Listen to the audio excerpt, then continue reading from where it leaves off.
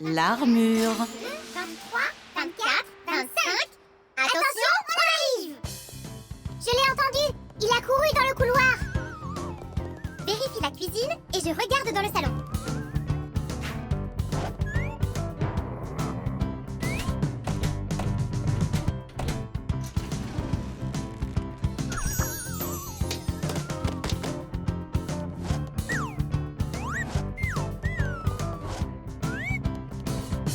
Alors, je ne comprends pas. Où peut-il se cacher? Dans le bureau, on a oublié de regarder.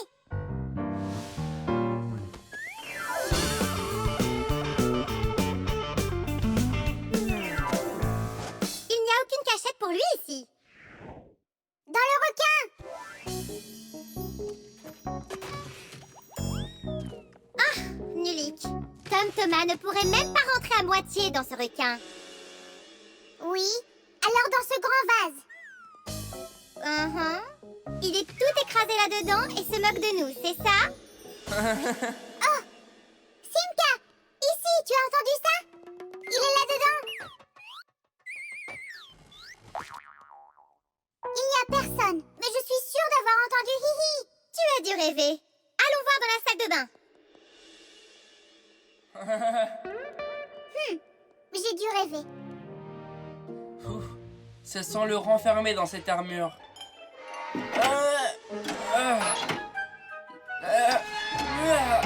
Les bras sont coincés.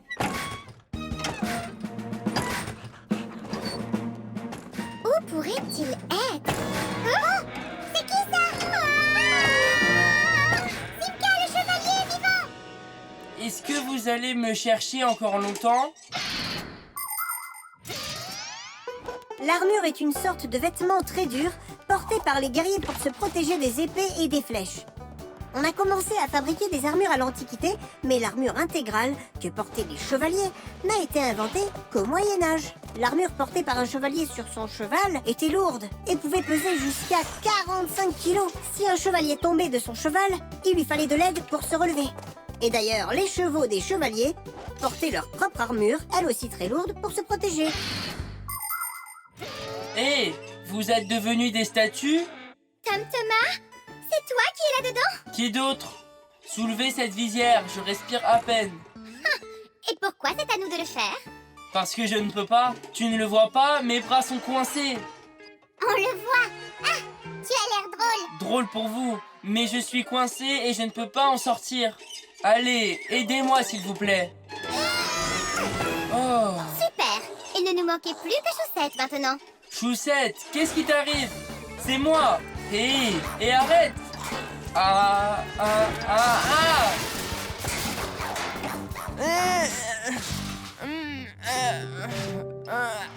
À l'aide, je ne peux pas me lever. Allez, ouvrons les fermetures, Nulik. Et vite.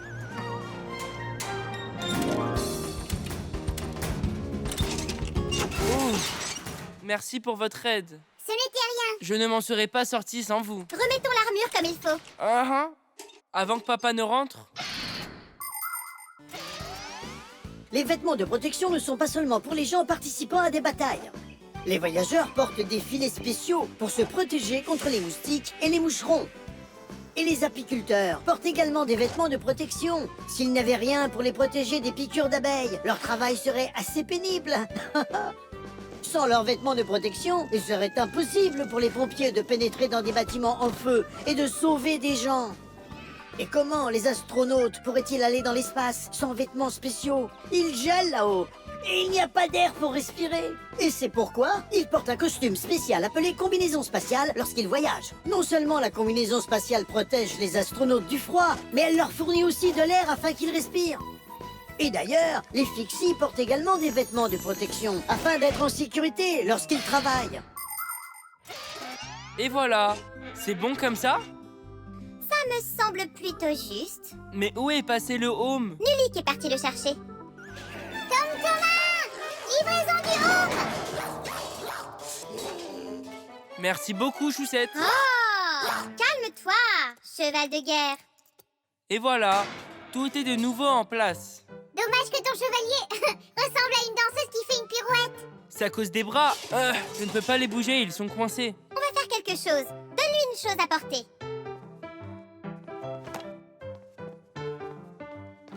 maintenant, c'est comment? Parfait. Maintenant, il peut bagayer jusqu'à la bataille. Le chien. Oh, ça parle de moi. T'es fictif. C'est Choussette. Il a l'air d'être en colère. J'aurais aimé savoir à quoi pense ce chien fou. Je pense à toi. Vous feriez mieux de vous cacher ou les gens vous verront. Je m'en vais. À plus tard. Il va pleuvoir. Choussette, je n'ai pas le temps de jouer maintenant. Je ne joue pas. Ses pieds vont être trempés. Tom Thomas, je m'en vais. Ne sois pas en retard. Choussette, ça suffit.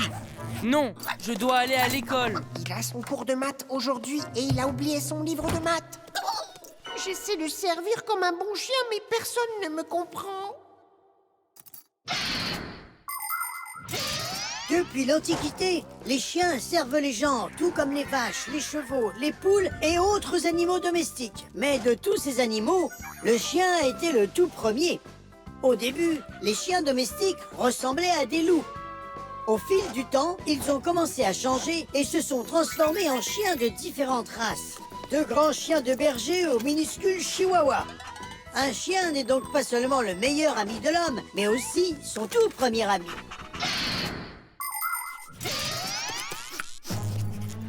Quelle est cette odeur?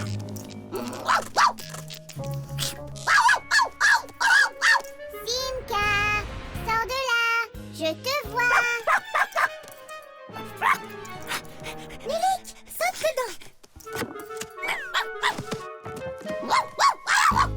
Oh non, on est coincé là-dedans.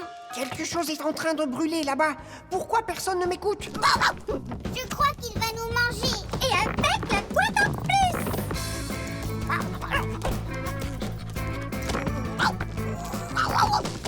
On est fini. Oh. Allez, regardez. Oh, la prise électrique émet des étincelles. Oh non, quelque chose a dû se casser là-dedans. On va la réparer? Les enfants ne doivent jamais toucher aux prises électriques. Et tu le sais bien, c'est interdit. Alors comment on va la réparer? Va chercher Papus. Moi je reste ici et je t'attends. Mais où est Papus? Je sais où il est. Je ne sais pas pourquoi il aboie, mais je crois que Choussette veut nous aider. Alors allons-y, Choussette. Aide-nous. Ouh.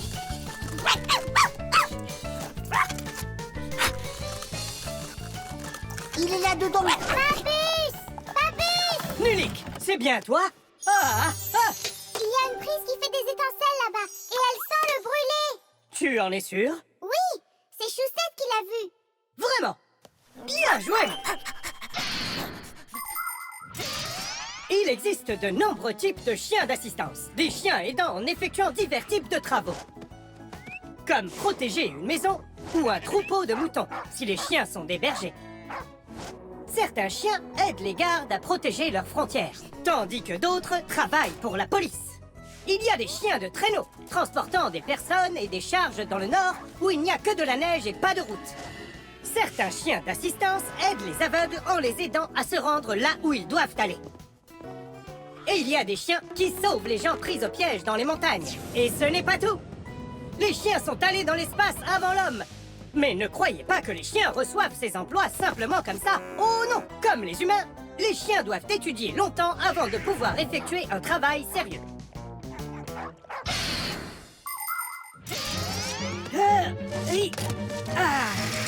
Ça y est, il n'y aura pas de feu. Pas aujourd'hui. Hurrah! Beau travail, Choussette. Tu es un véritable chien d'assistance. Oui, je travaille. Je suis un véritable chien d'assistance. Oh, Choussette, va-t'en. J'ai été assez vue pour aujourd'hui. Ne dis pas ça, parce que ce chien d'assistance vient d'éviter à ta maison de brûler. Comment ça? Il a senti la fumée sortir de la prise. Il est possible que Choussette ait envie d'aider et d'être gentil, mais que personne ne le comprend. C'est difficile à croire. Alors pourquoi ce livret-là? Oh, mon livre de maths. C'est ici que je l'ai laissé. Tu te souviens que Choussette voulait que tu l'emmènes à l'école ce matin? Tu as raison. Bon chien, Choussette, bien joué. Hop, tchou. Quelle pluie! Mes pieds ont été trempés jusqu'aux os. Mais ce matin, Choussette voulait que tu mettes une autre paire de chaussures. C'est quelque chose, ça. Je ferais mieux d'écouter notre petit chien désormais. Enfin, ils me comprennent. L'antenne. Waouh, c'est trop cool ça, non? Ah, bonjour, cher petit Fixie. Êtes-vous venu voir ce sur quoi je travaille? Professeur Eugenius, pouvez-vous nous dire ce que vous envisagez de faire avec cette chose énorme? Eh bien, j'espère utiliser ce merveilleux appareil pour entrer en contact avec les extraterrestres. Depuis l'Antiquité, on se demande s'il y a de la vie sur d'autres planètes. À quoi pourraient ressembler les extraterrestres? Dans quel type de vaisseaux spatiaux voyagent-ils? Certaines personnes disent avoir vu des vaisseaux spatiaux extraterrestres qui ressembleraient à des soucoupes volantes. Certains disent même avoir pu entrer en contact avec des extraterrestres. Mais il me semble qu'il s'agit du fruit de leur imagination. Et d'ailleurs, la science n'a pu prouver aucune de ces histoires. Celle qui me fait le plus rire est celle d'un type prétendant avoir vu des extraterrestres de ses propres yeux. Le croirez-vous? Il dit qu'il y avait un groupe de minuscules extraterrestres ressemblant à des humains aux cheveux brillants. Je crois en fait que ce type a repéré des fixies n'ayant pas réussi à se cacher à temps.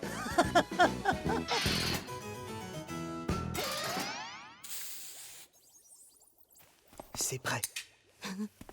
Et maintenant alors, si les extraterrestres volent près de la Terre, ils verront cette assiette, auront faim et viendront chercher à manger?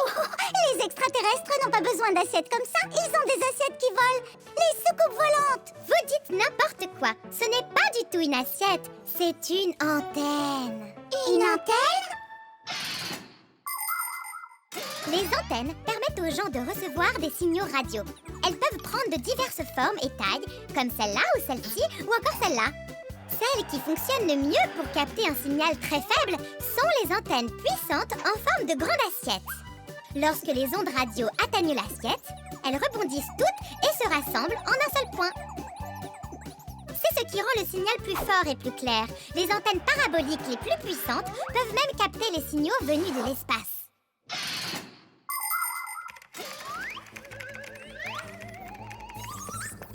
Nulik, arrête! Tu vas te brûler! Ne me traite pas comme un petit bébé, d'accord? Oh, intéressant! Je me demande ce qu'il y a à l'intérieur, tu le sais? Et si on allait y jeter un coup d'œil? J'essayais juste de l'aider! Pas besoin, Nulik. Le fer à souder est bien trop chaud. Et j'ai bientôt fini en plus. Tata. Alors partons à la recherche des extraterrestres! Juste une seconde, Nulik. Voilà. Et maintenant...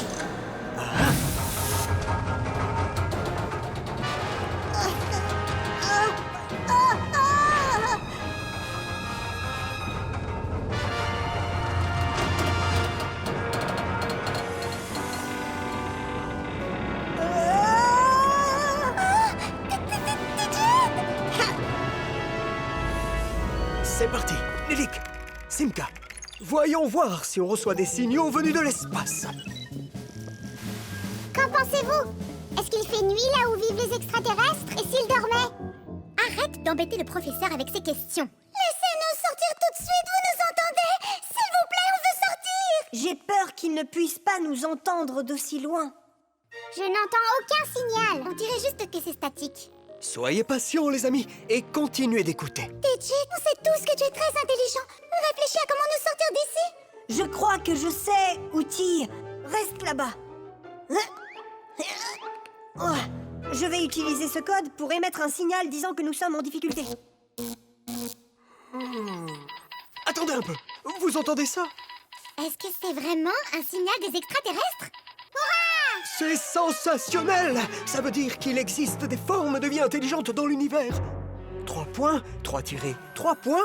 Oh, c'est un code Morse! Ils envoient un appel à l'aide. Les extraterrestres sont en difficulté, c'est ça? Oui, je crois bien. Et comment auraient-ils pu apprendre le code Morse de là-bas? Oui, c'est étrange. Il y a très peu de fixies qui connaissent ce code. Digit le connaît. Ah. Et où est-il? Vous le savez?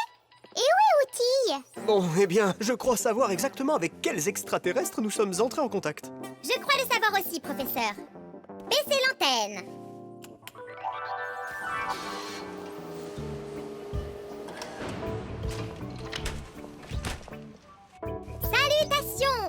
visiteurs extraterrestres. Bonjour, c'est bon d'être rentré. Oh, quel dommage. J'espérais vraiment trouver des formes de vie intelligentes là-haut. C'est pas grave. Au moins, on a trouvé 2 formes de vie non intelligentes. Les instructions.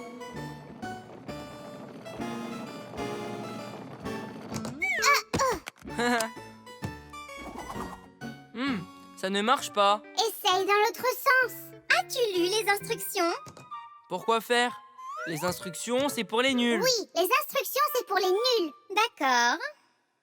Ah, qu'est-ce qu'il se passe? Ma pile!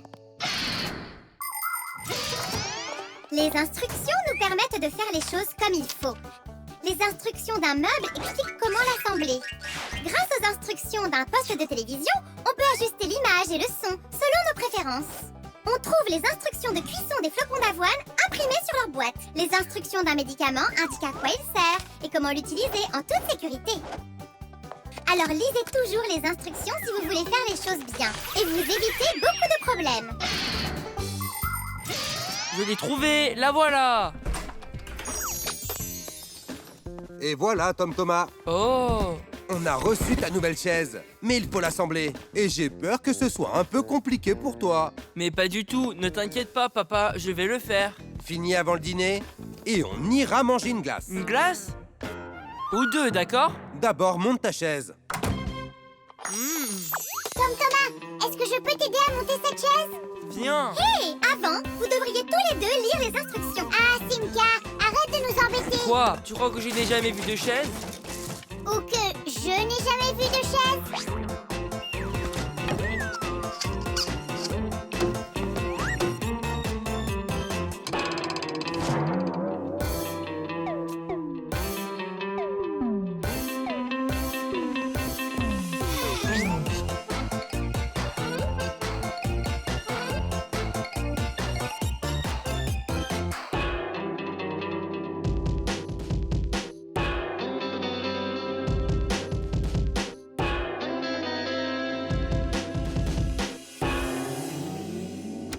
Alors, Tom Thomas, tu as fini?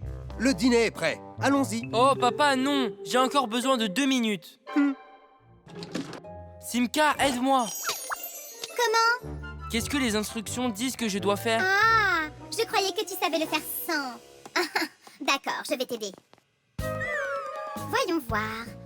Prends cette partie-là et celle-ci là-bas. Nulik, prends une vis. Non, pas celle-là. Celle de l'autre côté. Les tout premiers tabourets et bancs sont apparus en Égypte ancienne. Le tabouret du pharaon était spécial parce qu'il avait un dos. On pense que le tabouret du pharaon était en fait la première chaise. Pendant longtemps, la chaise a été considérée comme un luxe. Les riches nobles apportaient leur propre chaise aux fêtes. Et plus l'homme était important, plus le dossier de sa chaise était haut. Ce n'est qu'au 19e siècle qu'on commença à trouver des chaises dans toutes les maisons. Aujourd'hui, il y a tellement de différents types de chaises. Il y a des chaises en bois, en plastique, en métal, des chaises avec pieds, des chaises avec roues, des chaises pliantes, des chaises pour bébés. Absolument toutes sortes de chaises. Mais enfin, comment les gens pourraient-ils s'asseoir à table et sans chaise? Ouh, on va y arriver. Mets la vis et vite. Nulik, il nous faut encore une vis. Mais il n'y en a pas d'autre. Si, mais il faut que tu la J'ai trouves. déjà regardé partout. Tom Thomas, le temps est écoulé. Nulik, il faut que tu m'aides. Comment? Juste pour 1 minute, c'est tout.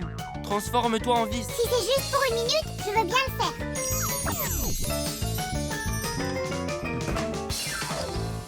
J'ai fini. Tu l'as monté? Ah, beau travail, fiston. Maman, regarde, j'ai gagné le pari. Tu ne vas pas le croire. Il a monté la chaise. Tu es vraiment doué. Vas-y, assieds-toi. Ah, Ouf. ah, je vois maintenant. Tu as oublié une vis. Mais je l'avais vissée. Elle a dû... Quoi? Elle a du quoi? Regarde. La voilà. Maintenant, cette vis ne pourra aller nulle part. Et cette glace que tu avais gagnée, tu viens de la perdre. Eh bien, monsieur le constructeur de chaises, c'est l'heure de dîner. Oui, j'arrive. Où est passé Nulik? Il s'est enfui. Quel traître! Non, ce n'est pas vrai. Il t'avait promis d'être une vis pour 1 minute seulement. Et la minute s'est écoulée. Mais il est où alors? Là-bas, il étudie les instructions de l'horloge. Hé, Tom Thomas, il est écrit qu'on a mis la mauvaise pile dans l'horloge. Il faut utiliser cette pile-là. Tu vois, Tom Thomas? Si tu ne veux pas rester bête, les instructions, ça sert. Les échecs. Que pensez-vous de ça? Alors, je vais jouer mon pion. Et je vais jouer mon pion. Grampus, on a besoin de notre bobine. Elle n'est plus là. Oh, félicitations. Professeur, l'avez-vous vue quelque part? La bobine, je ne l'ai pas vue. Vous ne voyez pas que nous jouons aux échecs? Aimez-vous les jeux de société? Comme les dominos, par exemple? Presque tout le monde y a joué. Mais savez-vous d'où ça vient? Les dominos ont été inventés par les Chinois à l'Antiquité. Ils fabriquèrent du carrelage qu'ils décorèrent de points comme sur une paire de dés. Et ça, c'est un jeu qui ressemble beaucoup aux dames, mais c'est beaucoup plus difficile. Ça s'appelle le backgammon. Le backgammon est originaire de Perse. Il s'est ensuite répandu dans le monde entier. Mais le jeu le plus difficile de tous est celui des échecs. Ça a été inventé en Inde, mais aujourd'hui, on joue et on aime les échecs partout dans le monde. Les adultes, les enfants et même les ordinateurs y jouent. Le jeu des échecs est un vrai sport. Ce qui importe lorsqu'on y joue, ce n'est pas la puissance de nos bras, mais celle de notre cerveau. Hé, regardez, je l'ai retrouvé. Qu'est-ce qu'il se passe? C'est notre bobine. S'il vous plaît, laissez-nous la récupérer. On doit faire quelque chose avec. Mais nous l'utilisons. Ne pouvez-vous pas attendre? Elle remplace le pion manquant. Oh, Nulik, peut-être le remplaçant du pion pendant quelque temps. Oui. Je peux le faire. D'accord. Vous pouvez la prendre. Et toi, mets-toi ici. 1, 2, 3, et c'est parti. La classe. Alors, comment on y joue? Tu vas jouer pour les blancs. Et maintenant, je vais capturer votre cavalier. Et nous, on va faire tomber le vôtre. Prends ça. Oh, jeune homme, calme-toi. Il retourne là. Et... Nulik, retourne sur ta case. Pourquoi faire? Les pions ne se déplacent pas comme ça. Comment est-ce qu'il se déplace? Une case seulement par déplacement et uniquement en avant. Et de toutes les pièces, le pion est le plus faible. Quel bazar. Donc laquelle est la plus forte, hein? Celle-là, c'est la reine. C'est celle qui menace le plus l'autre roi. Oh, pourquoi est-ce que je ne suis pas la reine? Comme ça, ce roi noir aurait eu affaire à moi. Oh oui. Aux échecs, chaque joueur a une armée noire ou blanche composée de 8 pions, 2 cavaliers, 2 fous, 2 tours et une reine. Tous œuvrent ensemble pour leur roi, tentant de le protéger tout en attaquant le roi ennemi. Si le roi se trouve en une position dans laquelle il peut être capturé, le joueur attaquant dit échec. Et si le roi n'a nulle part où fuir l'attaque, on appelle ça échec et mat. Celui qui capture le roi de l'autre joueur en premier est le gagnant. Je vais déplacer ma reine. Oui. Et moi, ma reine. Alors, je capture votre reine. Vraiment? Alors je capture la vôtre. Grampus, à moi d'avancer maintenant? Pas encore. Eh bien, avez-vous décidé de vous rendre? Ah, vous plaisantez. Et vous? Nulik, avance. Je vais sur le côté. En avant. Au prochain déplacement, je capture le cavalier. Il s'est échappé. Allez, petit pion, encore une fois, avance. Grampus, où est-ce que je vais maintenant? Tu ne vois pas que c'est le bord? Ne va nulle part. Ah, maintenant tu es la reine. Quoi? Les règles des échecs disent que si un pion réussit à arriver de l'autre côté, il peut devenir une des pièces capturées auparavant. Hurrah! Alors je serai la reine et je serai la pièce la plus puissante du jeu. Et la reine, reviens par ici. Au cas où vous ne le saviez pas, nous n'avons pas encore terminé. On capture le pion avec la reine. Reine, voici ton nouvel emplacement. Échec. Échec. Oui? Ah, maintenant viens ici. Échec et mat, chers collègues. Évidemment, oui. C'est vrai, échec et mat. Oh, j'ai perdu.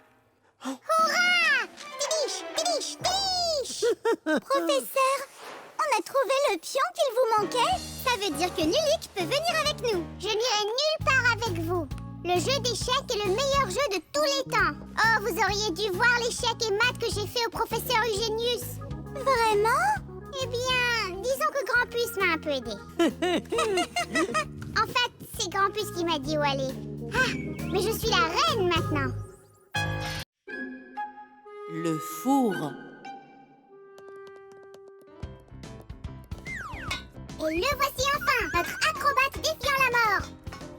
Nulik, non! Je ne suis pas Nulik, je suis un acrobate. Tu vas tomber. Non, je ne vais pas tomber. Je vois. C'est à chaque fois la même chose avec Nulik. Il se crée des problèmes et je dois venir à sa rescousse. Non, je vais tomber. Wow! C'était une blague. Nulik, qu'est-ce que tu peux être bête? Simka, Boutille! On est en bas! Vous avez vu qui crée des problèmes maintenant? Hein? Ce n'est pas drôle du tout! Vous avez besoin d'aide? On peut très bien se débrouiller toute seule, n'est-ce pas, Outil? D'accord alors, à tout à l'heure. Il faut qu'on sorte d'ici. La mère de Tom Thomas arrive, se cache!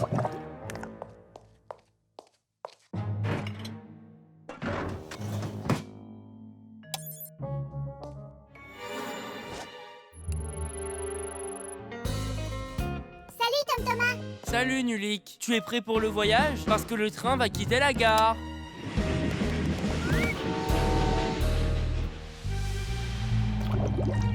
Quel bel endroit! C'est le four! Comme c'est beau ici! Et il ne fait pas chaud du tout! Splendide! Il ne fait pas encore chaud! Parce que ça ne fait que commencer à se réchauffer! Un four est un appareil fermé contenant un radiateur. Il peut y faire si chaud qu'il retirera tout ce qu'il y a dedans. C'est à cela que servent les fours.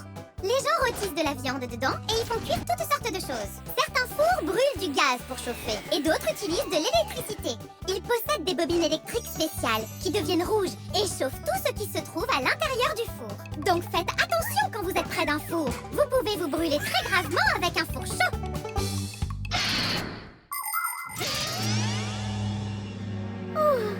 C'est vrai qu'il commence à faire très chaud. Il faut qu'on sorte de ce four immédiatement. Simka, on va finir par être rôti là-dedans. Oui, dans un gâteau de fixie sorti du four. Mais je ne veux pas. Mais tu crois que moi, oui?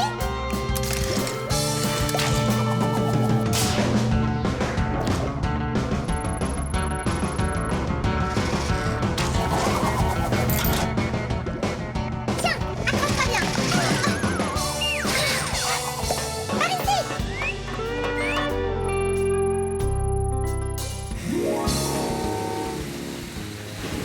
Fais attention, tu vas tomber. Tu es exactement comme Simka. Elle m'a dit la même chose et en fin de compte, c'est elle qui est tombée, en plein dans la pâte, avec Outil. Quoi? Elles sont tombées dans la pâte? Oh oui, et elles sont sans doute encore coincées là-dedans. Tom Thomas, le gâteau vient à peine de sortir du four. Tu veux en goûter un morceau? Où peuvent-elles être, hein? Je ne sais pas. Elles sont peut-être dans le gâteau. Elles se sont peut-être transformées en vis. Il faut qu'on les retrouve. Hé, qu'est-ce que tu fais? Mange et arrête de jouer. Hé, fais attention. Tu pourrais te casser une dent. Les premiers fours des maisons antiques n'étaient rien de plus que de simples foyers où les gens cuisinaient sur des charbons ardents. Plus tard, le fourneau a été inventé. Chaque maison avait un fourneau en pierre, en argile ou en fonte. Les gens y brûlaient du bois ou du charbon. Ces fourneaux produisaient suffisamment de chaleur pour faire de la soupe ou pour cuire un gâteau. Et puis au 19e siècle, les cuisinières à gaz ont été inventées. Et elles sont plus pratiques que les fourneaux à bois. En une seconde, le gaz brûle et après quelques minutes, l'eau est bouillante. Elles sont très pratiques, mais peuvent aussi être dangereuses. Parce que si les tuyaux ne sont pas en bon état, ça peut créer une explosion. Aujourd'hui, il y a aussi des plaques et des fours qui fonctionnent à l'électricité. Ils utilisent des éléments chauffants électriques pour frire, bouillir et cuire les aliments sans aucun feu.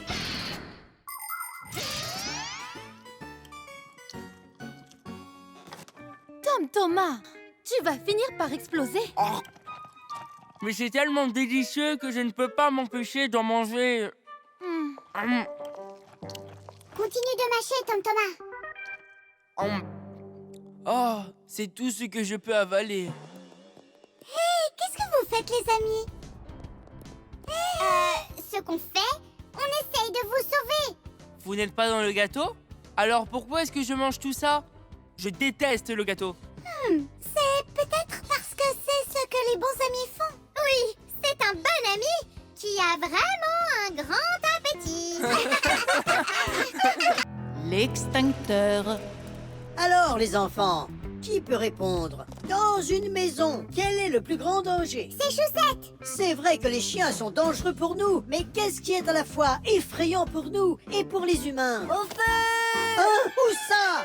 J'étais juste en train de répondre à votre question. Même si ta blague était mauvaise, Fire, ta réponse est bonne. Rien ne peut être pire que de se retrouver coincé dans une maison en feu. Je ne suis pas un expert en chimie, mais je suis doué avec les circuits. Quelle idée intéressante! Il faut que je tente ça. C'est pourquoi chaque sacomatique contient un extincteur. Et comment on l'allume? Eh bien, je vais vous le montrer à la fin de la leçon. Nulik, écoute, crie au feu. Pourquoi faire? Je veux seulement voir comment le professeur met un extincteur en marche. Oublie ça, Fire. Je ne ferai pas ça à ta place. Au feu! Ah, ah. Encore toi! Je plaisantais. C'est une blague idiote. Je veux que tu sortes d'ici tout de suite. Et d'ailleurs, je devrais appeler tes parents pour parler de ton mauvais comportement. Le feu n'est pas une blague. Souvenez-vous qu'il ne faut pas plaisanter avec le feu. Bien sûr, il ne faut jamais jouer avec des allumettes ou des briquets. Tout le monde le sait. Mais ce ne sont pas les seules choses pouvant provoquer un incendie dans une maison. Il en va de même pour une gazinière ou une cheminée. Et n'oubliez pas les appareils électriques, comme les plaques électriques, les radiateurs et les fers à repasser. Si vous n'êtes pas attentif en utilisant ces appareils, ils peuvent provoquer un incendie. Et il ne faut surtout pas oublier de faire particulièrement attention aux cierges magiques, aux bougies et aux feux d'artifice. Des étincelles peuvent s'en échapper et mettre le feu à des objets très inflammables, comme le papier, le bois ou le tissu. Alors que faites-vous si un feu se déclare soudainement? Tout à fait, il faut appeler le service d'incendie en composant le numéro pour toutes les urgences, le 112.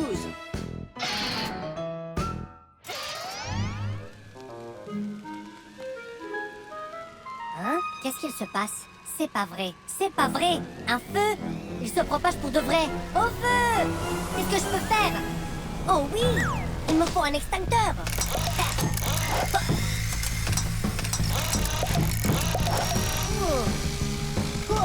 Où est-il?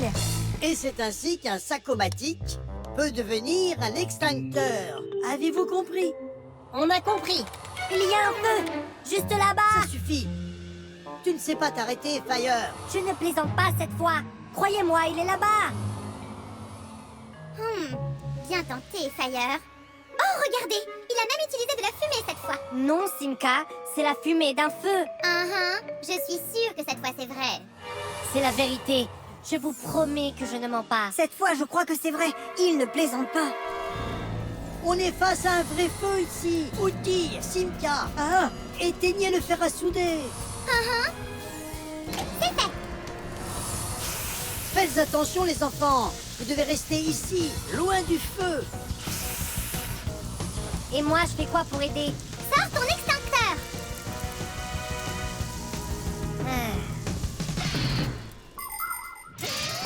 Auparavant, les gens éteignaient le feu uniquement avec de l'eau ou du sable.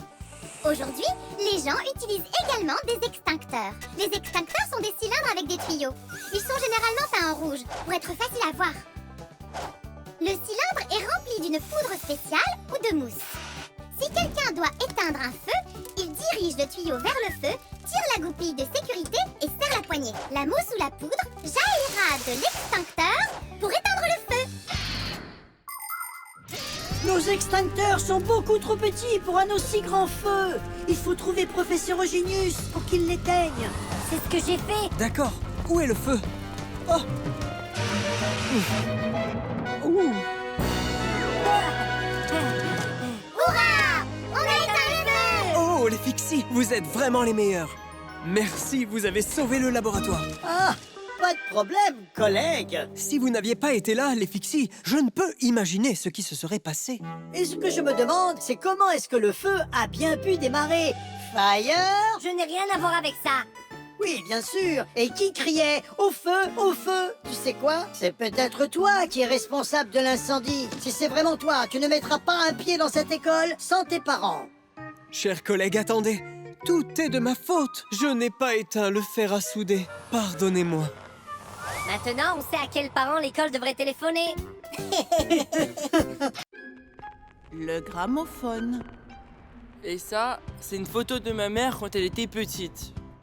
Elle avait l'air heureuse, hein? Parce que tous les parents étaient heureux quand ils étaient enfants. Mais ensuite, ils grandissent et sont beaucoup plus tristes et aussi ennuyeux que possible. Oh, qu'est-ce que c'est, vous le savez? Une chanson sur une vis? Ça n'a aucun sens. Aucun sens? Mais ça parle de vis. Donc c'est comme si ça parlait de Fixie. Et si on l'écoutait pour le découvrir? Si c'est bien, on pourra tous danser ensemble. Mais comment on peut l'écouter? Comme ça? Et si on utilisait un lecteur? Ça ne rentrera pas là-dedans. Regardez, ici c'est écrit disque de gramophone, vous voyez? Il faut qu'on arrive à trouver un lecteur de gramophone. Trouver quoi? Allons voir Grampus. Grampus, il y a une chanson à propos de vis qu'on voudrait écouter. Ah, On cherche un lecteur pour un disque de gramophone.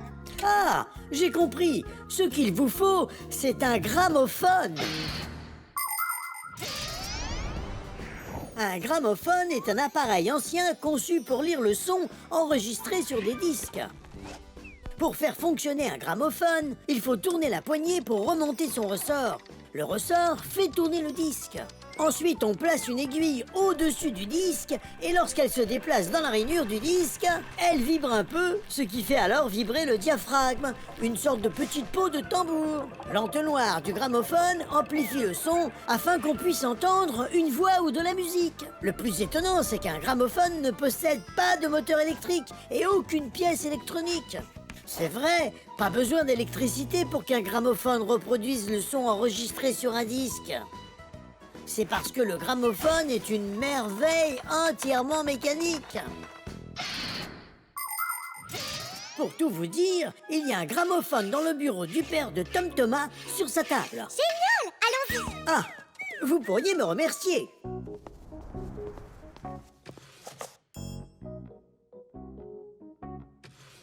Je ne vois pas le bouton pour l'allumer. Il n'y a pas de bouton. Il faut que tu fasses tourner cette manivelle. Et maintenant, prends ce truc et pose-le sur le disque. Ça ne marche pas. Regarde, il n'y a pas d'aiguille là-dessus. Où pourrait-on en trouver une? On peut la fabriquer. Y a-t-il des clous par ici? Ça ira? Ça sera parfait. Bertha, tu es prête? Absolument. Protégez vos yeux.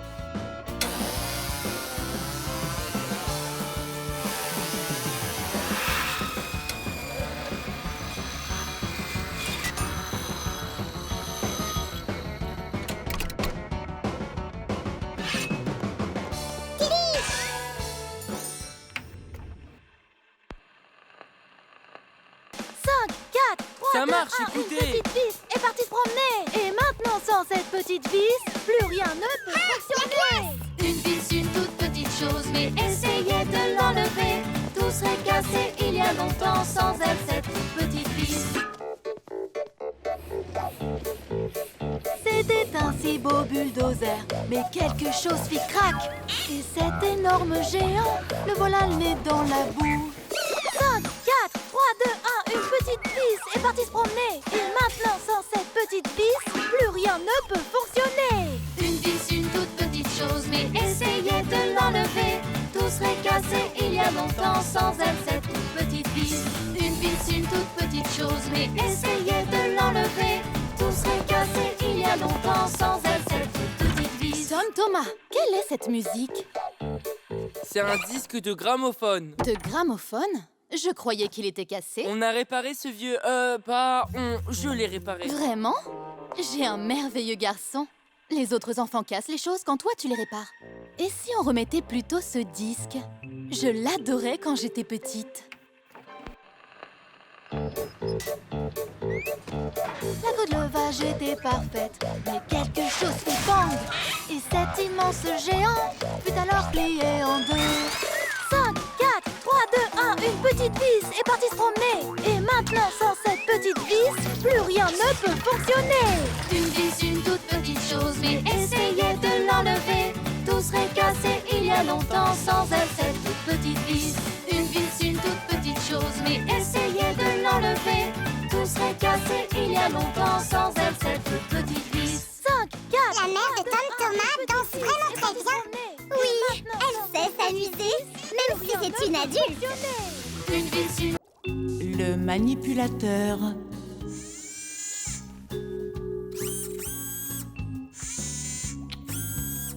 Alors, qu'en dites-vous, professeur? Ça ne pourrait pas être plus précis que ça. Notre robot manipulateur fonctionne à la perfection.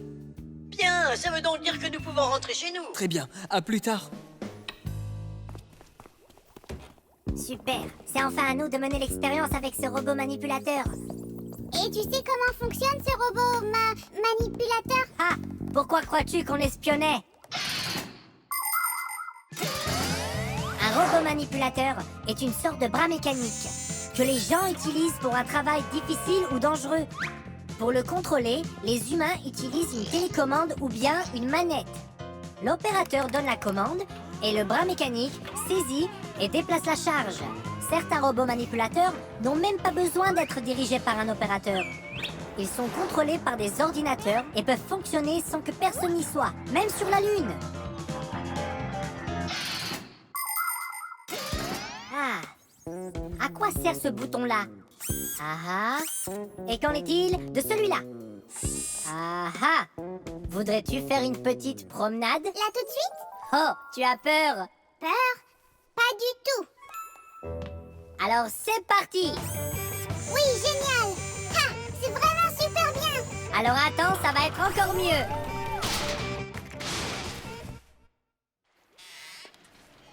Professeur?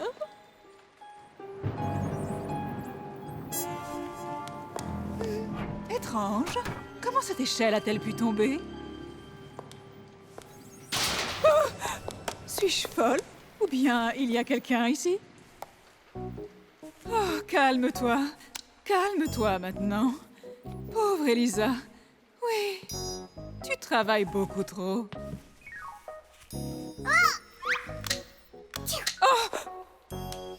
Qui est là? Un peu de patience, Nulik. Je vais te sortir de là.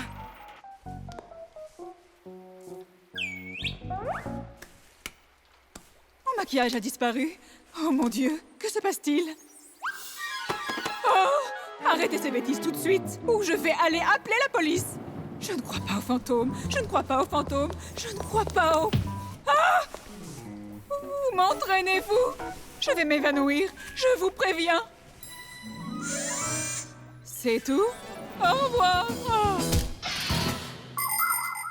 Partout dans le monde, les humains utilisent des robots manipulateurs pour toutes sortes de travaux. Dans les usines, ils sont utilisés pour soulever et déplacer de lourdes charges. Ils peuvent également distribuer des pièces nécessaires à l'assemblage ou même réparer ces mêmes pièces. Dans les hôpitaux, des robots manipulateurs plus précis sont utilisés par les médecins pour faciliter les opérations. Ils sont également utilisés dans des endroits où le travail est tout simplement trop dangereux pour les gens. Par exemple, là où il y a des produits chimiques mortels. ou dans des endroits difficiles d'accès pour les humains, comme un endroit souterrain, avec un peu d'espace pour se déplacer, ou placé profondément sous l'eau. Ou dans l'espace où il n'y a absolument pas d'air à respirer. Vous voyez, ces bras mécaniques sont utiles dans toutes sortes d'endroits où les humains ne peuvent pas atteindre certaines choses avec leurs propres bras. Attends, Nulik, comment je vais faire pour ouvrir ce truc? Oh, j'ai trouvé!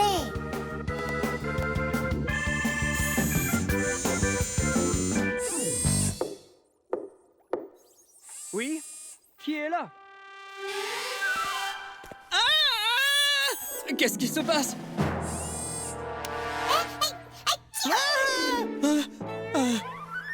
Nulik, mais que fais-tu là-dedans? On a juste voulu faire un petit test. Et ça, c'est à vous?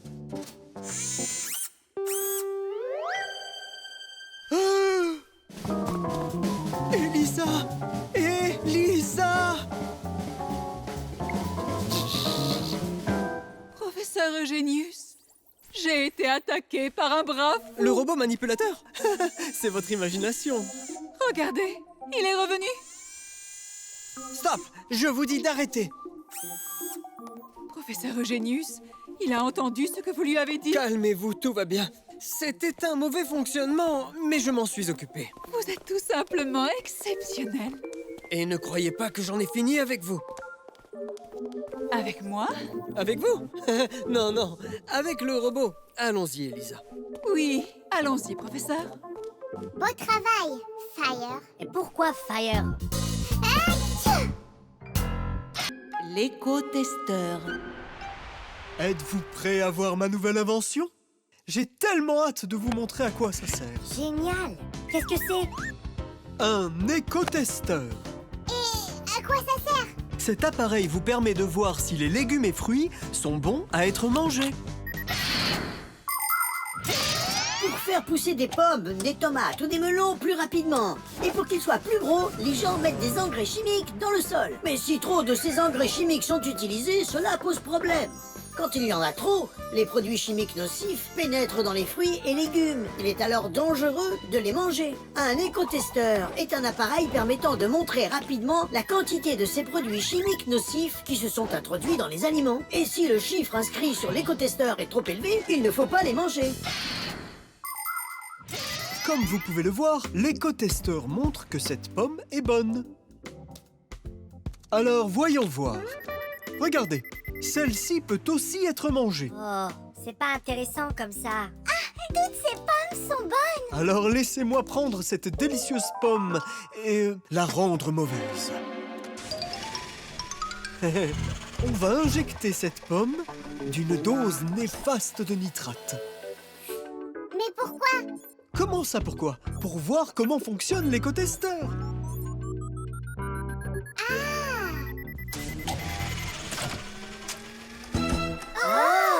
Ah, donc vous voyez que l'éco-testeur montre clairement que cette pomme est empoisonnée et qu'il ne faut pas la manger. Ça marche seulement pour les pommes ou pour tous les fruits? Pour tous les fruits et légumes. Oh, je vais aller chercher une pastèque pour vous le montrer. Oh, est-il possible que les pastèques contiennent aussi des nitrates? Bien sûr qu'elles peuvent contenir des nitrates. Les humains agissent souvent sans se soucier de la nature. Les déchets des usines, des avions, des voitures et des villes causent d'énormes dégâts à la nature. Certaines espèces de plantes et d'animaux disparaissent. L'eau, l'air et le sol sont pollués. Et de nombreux autres types de problèmes écologiques apparaissent. Et les humains ne devraient pas penser que les problèmes écologiques ne concernent que la nature. Parce que lorsque les humains nuisent à la nature, ils se font aussi du mal. Les gens respirent l'air sale, boivent de l'eau polluée et mangent des aliments cultivés dans un sol contaminé par des produits chimiques. Si les humains ne veulent pas boire de l'air rempli de poison et qu'ils veulent manger des fruits et des légumes écologiquement propres, il faut leur apprendre à traiter la nature comme leur ami. Et si on... testez nous-mêmes ces pommes. Nulik, viens m'aider.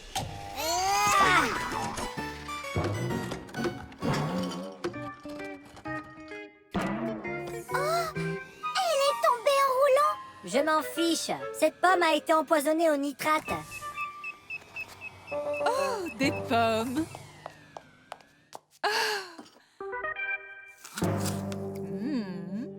Elisa, ne la mangez pas.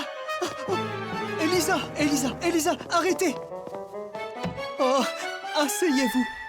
Comment? Vous avez mordu dedans? Oui, et alors? Oh non, elle est empoisonnée. Quoi? Avez-vous du mal à parler? Oh oui. Allez-vous vous évanouir? Oh, je vais m'évanouir. Elisa, tenez bon. Comment? Il n'y avait pas de poison dans la pomme qu'elle a mangée. Oh, mon assistante. Oh non, je l'ai empoisonnée. Elisa, s'il vous plaît. Il n'y avait pas de poison dans la pomme qu'elle a mangée. Oh non, il ne nous a pas entendus. Qu'est-ce que je pourrais faire? Je sais quoi faire pour qu'ils nous entendent. Allô, c'est une urgence. Il s'agit d'un cas d'empoisonnement. Pas moi, j'ai empoisonné quelqu'un. Oui, avec une pomme. Au feu. Je veux dire, poison. Oh. Professeur, cette pomme ne contient pas de poison. La mauvaise est tombée par terre. Est-ce bien vrai? C'est une merveilleuse nouvelle. Pouvez-vous me voir, Elisa? Je ne peux rien voir du tout. Et comme ça? Je vous vois. Je peux vous voir. Je vois à nouveau. J'ai une très bonne nouvelle. Il n'y a aucun poison dans cette pomme. En êtes-vous sûr? Elle est parfaitement bonne. Tenez, vous pouvez le voir par vous-même. L'éco-testeur montre qu'il n'y a aucune substance chimique nocive dedans. C'est une merveilleuse nouvelle. Ceci est une excellente pomme.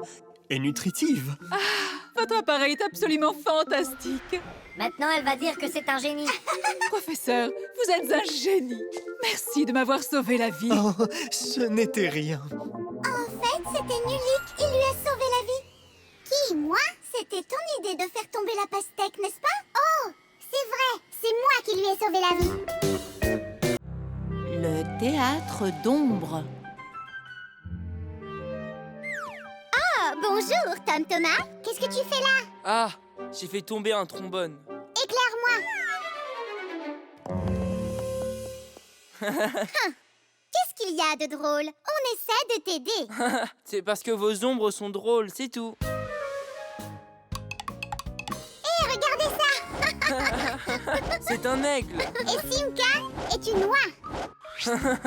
Elle ressemble plutôt à un élan. C'est vrai, hein? D'accord, alors prends ça. Vous êtes comme des vrais comédiens jouant dans une pièce. Les comédiens jouent dans des théâtres, tu sais. Nous, on est juste sous un lit. Et alors? Oh, et si on créait notre propre théâtre? Un théâtre d'ombre. La classe! Tom Thomas, on a besoin d'un bout de papier, d'une immense feuille.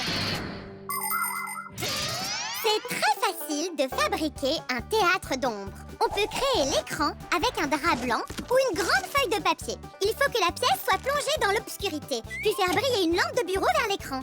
Pour faire les ombres, placez-vous ou une découpe en carton entre la lampe et l'écran. Votre ombre ou celle de vos marionnettes prendra alors vie. Surtout, assurez-vous que le public est assis de l'autre côté de l'écran. Le spectacle sera bien plus magique pour eux de ce côté-là. Tom Thomas, lumière! Oh, waouh! Simka, tu ressembles vraiment au petit chaperon rouge.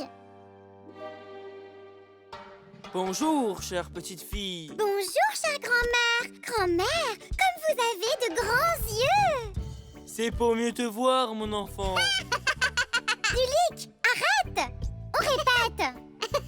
La voix du loup est trop drôle. Grand-mère, je n'avais jamais vu que vous aviez de si grandes dents. C'est pour mieux te manger, mon enfant. Miam, miam, miam, miam. Laisse-la sortir, loup. Ou j'irai les chercher moi-même. Voilà. Toi, tu vas m'arrêter, moi, avec ce petit bâton. Hé, ça ne fait pas partie du conte. Mais dans le conte, c'est un chasseur normal. Et qu'est-ce que tu crois que je suis? Regarde par toi-même. T'es bien trop petit pour être le chasseur. D'accord, alors faites votre spectacle sans moi. Bon, je vais devoir faire un chasseur en papier alors. C'est bon, on fait une pause. J'ai soif. Elle était trop salée, cette grand-mère. Nulik, ne sois pas triste. Le loup est immense et moi je suis tout petit. Alors faisons en sorte que tu sois plus grand. Maintenant, tu es plus grand. Oui, t'as raison. Et si on va par là, je suis encore plus grand. Maintenant, tu le sais. Si tu t'approches de la lampe, ton ombre sera plus grande sur l'écran. La classe! Il existe de nombreux types de théâtre différents dans le monde. Au théâtre, les acteurs disent les répliques écrites par le dramaturge. À l'opéra, les acteurs ne disent pas leurs répliques, ils les chantent accompagnés d'un orchestre. Et au ballet, les interprètes ne parlent ni ne chantent leurs répliques.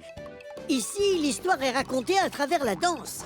Il existe aussi des théâtres où les artistes sont des animaux. Dans un théâtre animalier, on peut assister à des spectacles de chats et de chiens, de chèvres et de pigeons, ou même d'ours et de phoques. Mais il y a aussi des théâtres où les histoires sont racontées par des marionnettes. En vérité, ces marionnettes sont animées par des personnes. Oui, il existe de nombreux types de théâtres différents. Mon préféré est le théâtre d'ombre. Je pense que c'est le plus beau et le plus mystérieux de tous. Bonjour, chère grand-mère. Grand-mère, comme vous avez de grands yeux. C'est pour mieux te voir, mon enfant. Et grand-mère, comme vos dents sont grandes et pointues. Oh, c'est pour mieux te manger, mon enfant. Miam, miam, Oh, miam. tu vas voir. Ah ah, Lou, je te tiens. Le chasseur a l'air si fort. Tu es un chasseur, alors où est ton fusil? Pourquoi aurais-je besoin d'un fusil? Tu es si petit que je pourrais utiliser une tapette à mouche. Mais je préfère le faire comme ça. Comme quoi? À main nue. Bien joué.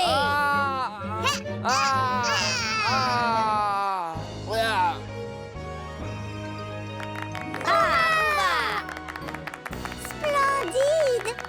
Qui avez-vous préféré? Moi, la grand-mère? Pour moi, la meilleure, c'était le petit chaperon rouge. Pour moi, c'était le chasseur. Il était si fort et si courageux. Pour moi, c'était les effets spéciaux. Le GPS.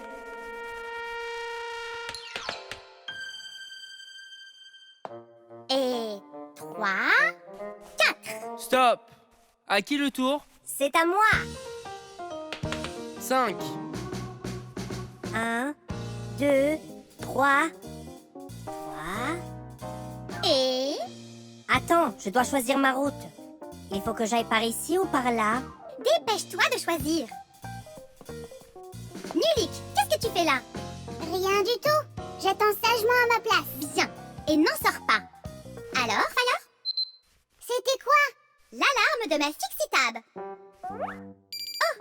Notre cours va commencer. Dépêchez-vous. Et le jeu alors? Plus tard.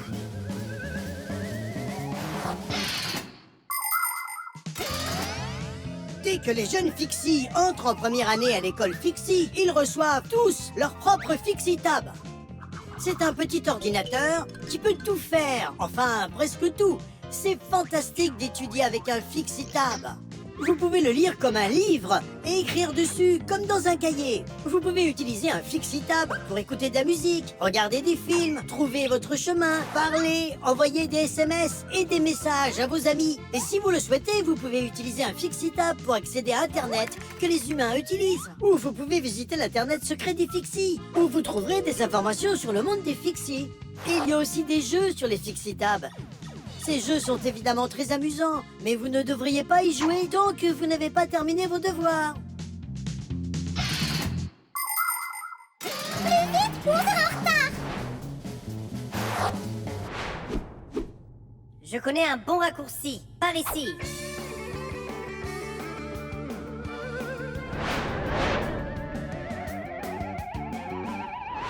Et maintenant, on va par où? Je dois me souvenir du chemin. Je crois que c'est par là, mais ça pourrait être par ici. Alors c'est lequel? Celui-ci ou celui-là? Je n'en ai aucune idée. Alors qu'est-ce qu'on fait?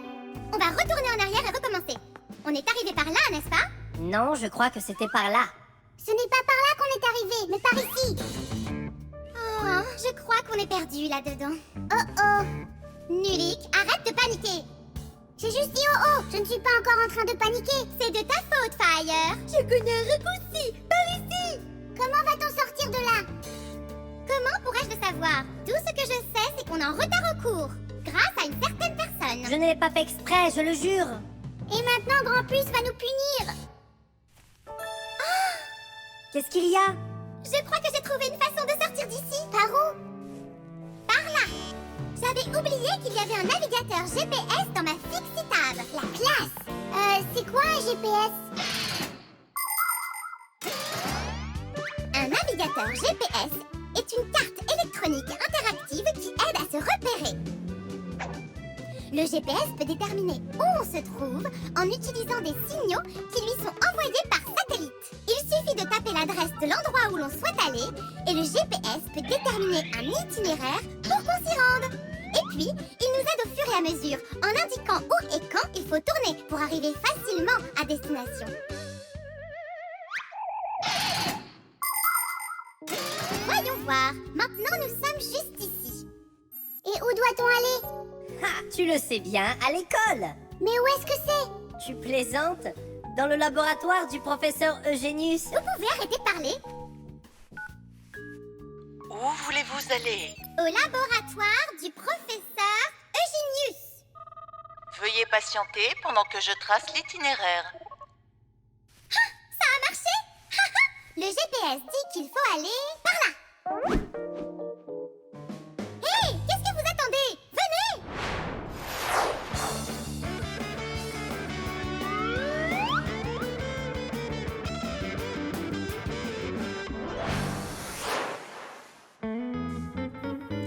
Et si vous sortez de la route, le GPS donnera un autre chemin pour...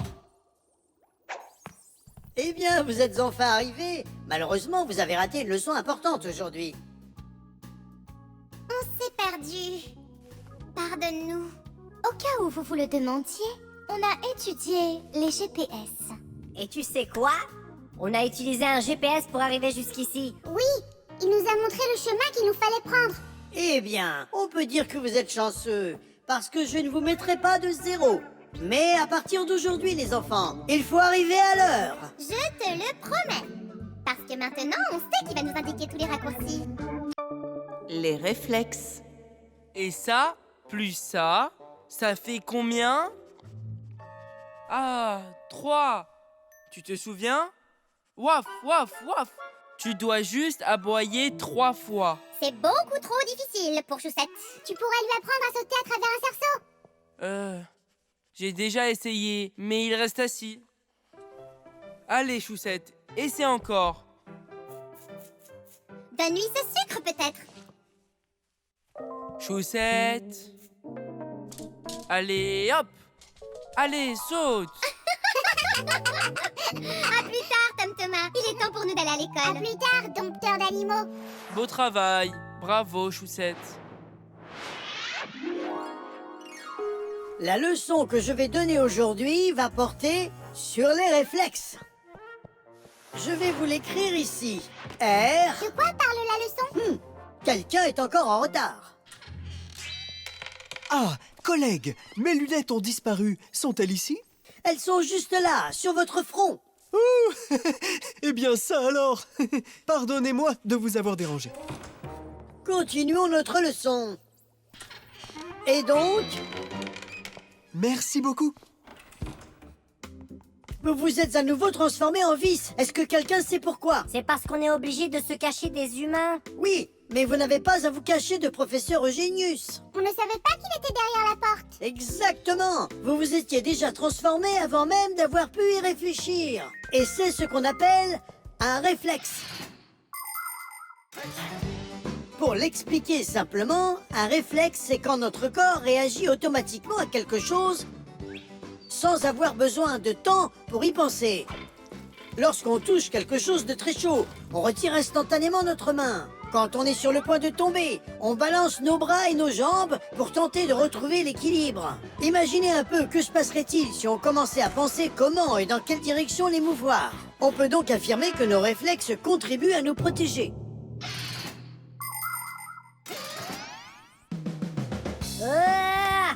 C'est vrai, il nous protège. Oh, mon nez me gratte. Atchoum. Pardon, je n'ai pas fait exprès. Professeur, l'éternuement, est-ce que c'est aussi un réflexe? En effet, c'en est un, absolument. Fire ne le voulait pas, mais son nez l'a gratté et atchoum! À tes souhaits d'ailleurs. Merci. Tchoum. Et est-ce que les chiens ont aussi des réflexes? Bien sûr que les chiens ont des réflexes. Tous les animaux en ont. Oui, tous les dompteurs d'animaux le savent. Ils utilisent les réflexes des animaux pour leur apprendre des tours.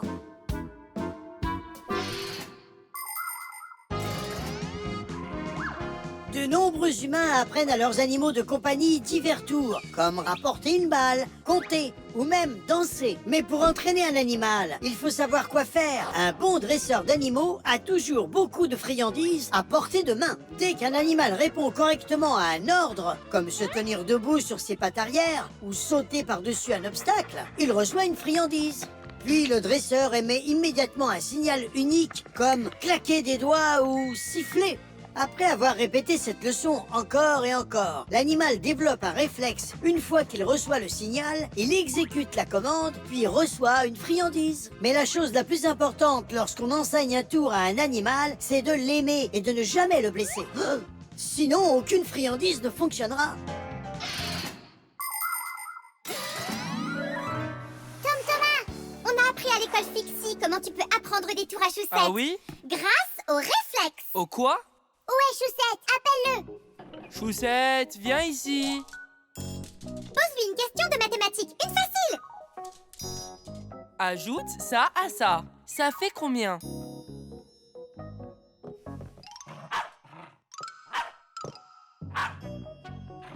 C'est un miracle, 3. Tu as réussi. Non, ce n'est pas un miracle. C'est scientifique. Tu sais que Choussette aboie dès qu'il voit un Fixie devant lui. C'est ce qu'on appelle un réflexe, tu vois. J'ai compris. Savez-vous comment je peux lui apprendre à sauter? Eh bien, on n'a pas encore résolu ça. Attendez un peu. Je sais comment faire. En courant après les Fixies, c'est bien un réflexe de Choussette, non? Sans doute oui, sauf que... Génial. Alors, entraînons le chien. Rien n'est de trop pour un si bon ami. Choussette.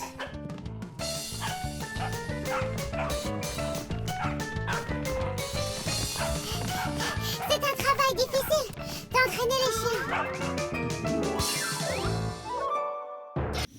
Le laboratoire.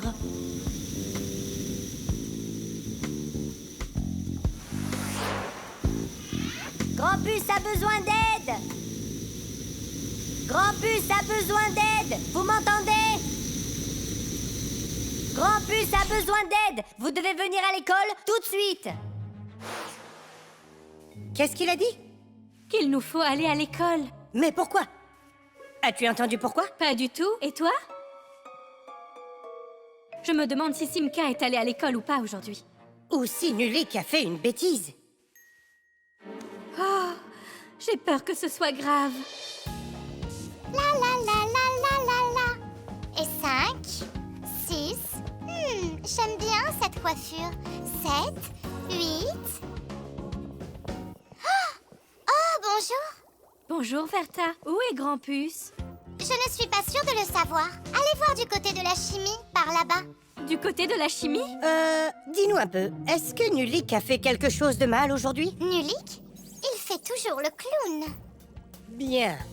Donc on n'est pas ici à cause de ce que Nulik a fait. Peut-être qu'il s'est passé quelque chose d'horrible. Comme quoi? Tout pourrait arriver ici. Ce n'est pas une simple école Fixie, c'est un laboratoire. Le laboratoire dans lequel le professeur Eugenius travaille est tout en effervescence.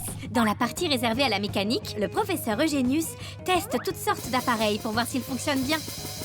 Dans celle réservée à la chimie, il mène des expériences sur la qualité des aliments et leur non-dangerosité. Dans la partie électrique, il répare les appareils électriques et vérifie leur sécurité. Malheureusement, le professeur peut être distrait. Certaines choses de son laboratoire peuvent se mettre à bouillir, étinceler ou même exploser.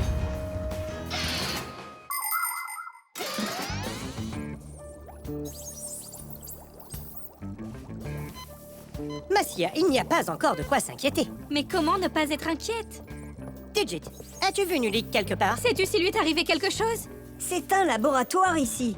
Tout peut arriver à tout le monde. Comme quoi? Qu'est-ce que tu me dis là? Comme ça, je vous l'avais dit, tout peut arriver. Eh bien... Allons-y, et vite! Massia, pas besoin de paniquer. Outils! Heureusement que vous êtes là. On a vraiment besoin de votre aide. Qu'est-ce qu'il se passe? Oh, là-bas. Oh, Grand Puce. Quoi? Où ça? Dans la zone mécanique, là. Et Simka et Nulik? Là-bas. Ils sont tous là-bas. Oh, mes enfants! Garde ton sang-froid. Oh, oh. Massia est ma femme et la mère de nos enfants, Simka et Nulik. Massia est très belle. Elle a un cœur en or et c'est une très bonne ménagère. C'est aussi une fixie responsable et extrêmement talentueuse. C'est l'experte de notre famille en appareils et gadgets de cuisine. Massia travaille du matin au soir, réparant et nettoyant tout ce qui semble nécessaire à ses mains d'experte, parce qu'elle adore quand tout est propre et bien rangé. Mais le plus important pour Massia, ce sont ses enfants. Elle s'occupe avec amour de Simka et Nulik, et elle essaie de les protéger le plus possible. Massia s'inquiète tellement pour eux que parfois son imagination peut lui jouer des tours. Même s'il faut dire que notre petit Nulik peut se retrouver dans des situations que même Massia n'aurait pu imaginer.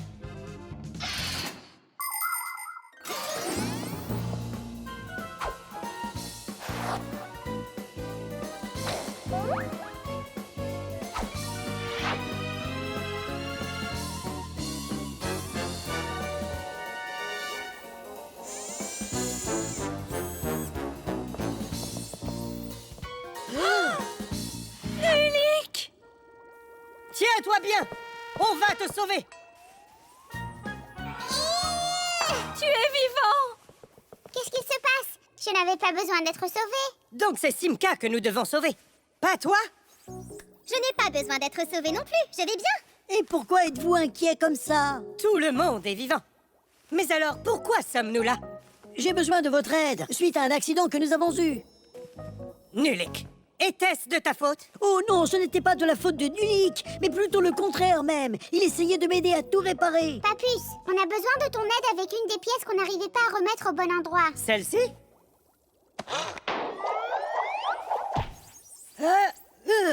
Tidiche! Oh, quelle belle réparation! Ah, c'était pour cette raison que l'on a dû se dépêcher de venir. Et alors? On ne pouvait pas mettre ça de côté, donc j'ai demandé qu'on vous fasse venir. Mais Fire a dit... Pourquoi Fire? Pourquoi c'est toujours Fire? Pourquoi nous as-tu fait peur comme ça? Ce n'est pas moi qui vous ai fait peur. Vous vous êtes fait peur vous-même. L'abeille. Tom Thomas! Bonjour. Pourquoi manges-tu de la confiture dans son pot comme ça? Parce que c'est très bon. Oh, une abeille!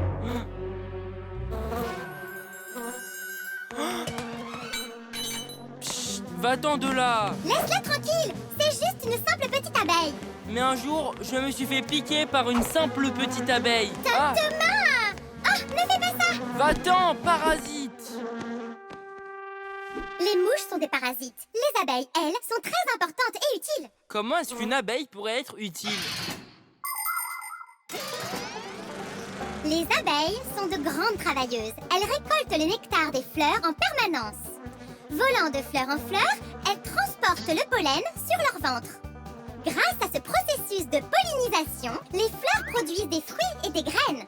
En d'autres termes, les abeilles aident les plantes à se reproduire.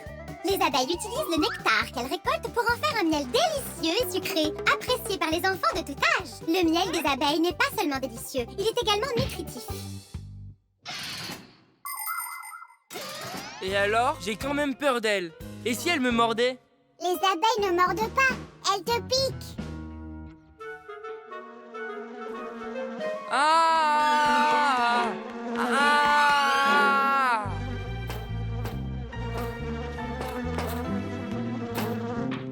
Tu vas voir maintenant. Non! C'est l'abeille qui devrait avoir peur. Tyran! Oui, laisse-la tranquille, tyran! Pourquoi vous m'appelez comme ça? Qui l'arrête? Elle peut s'envoler si elle veut. Il nous faut lui montrer la sortie. Mais comment? Viens, petite abeille. Tss, tss, envole-toi par là. Pourquoi t'essayes pas? Comment pourrais-je l'appeler?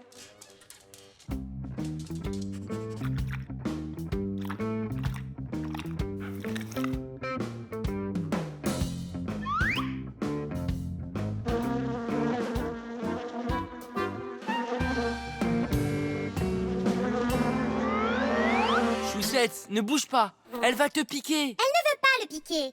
Vous aimez le sucre tous les deux. Tu aimes manger de la confiture? La veille aussi. Et si tu portais Choussette vers la fenêtre? Allez, envole-toi. Non, ça ne marchera pas. Il faut que tu ailles chercher de la confiture. Tiens, petite abeille. Miam, miam. Vas-y, vole, tu es libre. Laisse-le manger d'abord. Ne sois pas radin. Je ne suis pas radin. S'il mange, il pourra faire du miel à partir de ta confiture. Auparavant, les gens ne pouvaient récolter du miel qu'en détruisant les nids d'abeilles sauvages.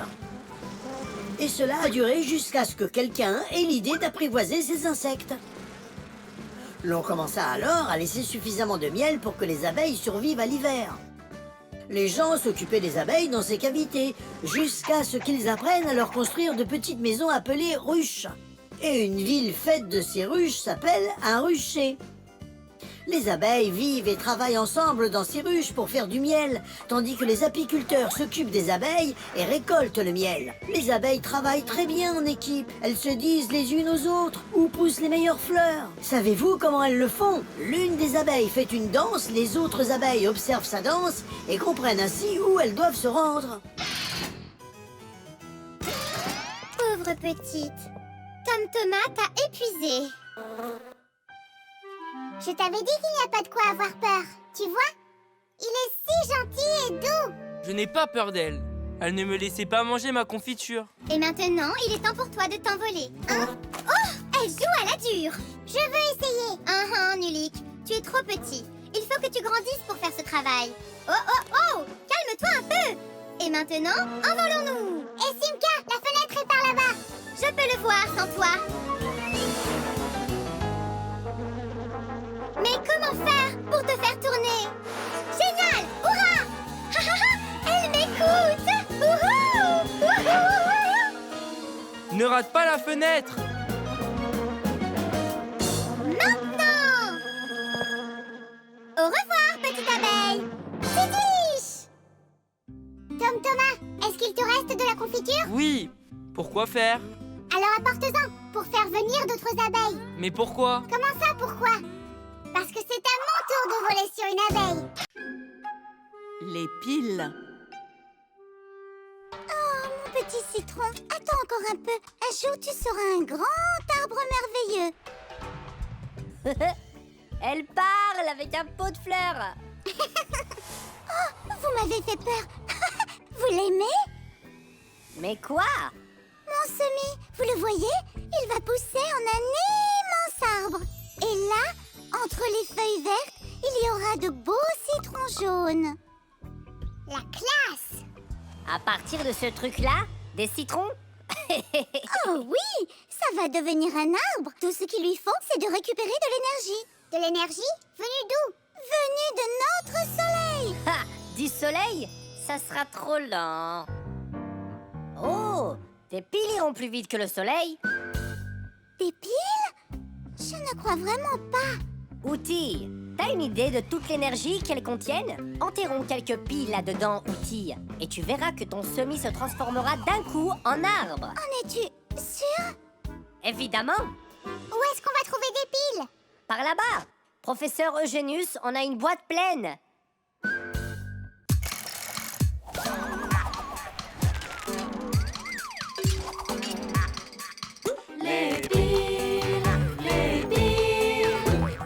On en a besoin en énorme quantité. Les piles, pour que les appareils aient de l'électricité. les piles, Les piles, les piles, les piles, les piles, les piles. Voilà qui est fait. On verra les premiers citrons avant la fin de la semaine. La première pile au monde a été fabriquée en Italie il y a plus de 200 ans. Lorsque deux types de métaux différents ont été placés dans de l'eau salée, l'électricité a pu circuler à travers un fil d'un morceau de métal à l'autre. Bien des années se sont écoulées depuis, mais les piles fonctionnent toujours à peu près de la même manière. Aujourd'hui, on trouve des piles utilisées pour l'électricité partout dans le monde. De minuscules piles sont utilisées à l'intérieur des montres bracelets, alors que les grosses batteries peuvent alimenter les voitures et même les navires. Avec des nouvelles piles produites par millions, il nous faut penser à comment devrions-nous nous débarrasser des anciennes. On ne peut pas simplement les jeter, car elles empoisonneraient le sol et l'eau. La meilleure façon de se débarrasser des piles est en les apportant à une station de collecte spéciale qui les envoie ensuite aux usines pour être recyclées. Oui, c'est une très mauvaise idée d'enterrer des piles. Vous pourriez tuer toutes les plantes se trouvant à côté. Et c'est donc pour cette raison que Professeur Eugenius met toutes ces piles usagées dans la boîte là-bas, pour pouvoir s'en débarrasser correctement. Mais où sont-elles? Oh, mon semis, on t'a fait du mal. Quoi? Où sont les piles? Elles sont dans le pot de fleurs. Mais pourquoi? Pour que les citrons poussent plus vite. Grâce aux piles? Qui a eu cette idée-là? Il va mourir. Dépêchez-vous, il faut aller le sauver. Le sol a été contaminé. Il faut trouver une autre maison pour le semis. Mais où? Par là-bas, il y a un pot avec de la bonne terre. Allons-y. Les piles, les piles. Elles ont diverses tailles, formes et couleurs.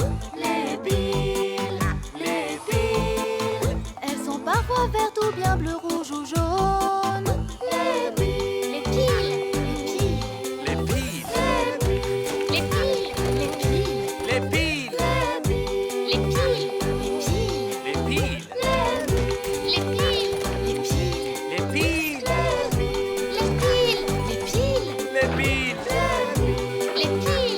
piles, Les piles.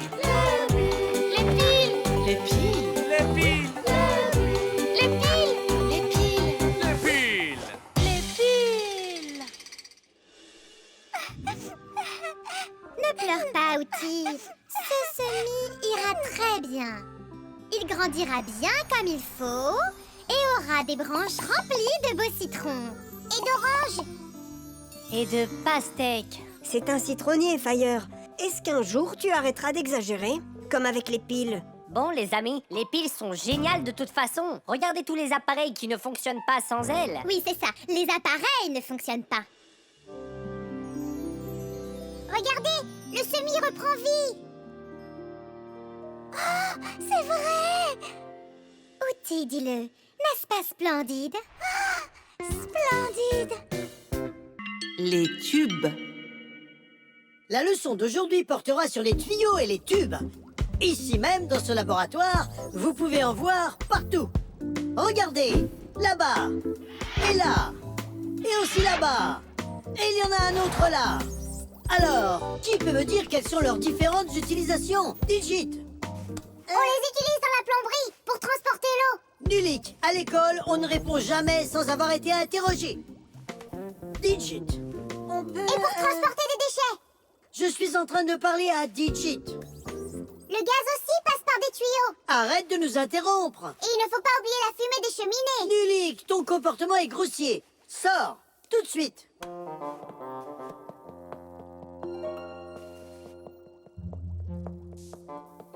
Alors? Et un tuyau de douche, c'est aussi un tube, non?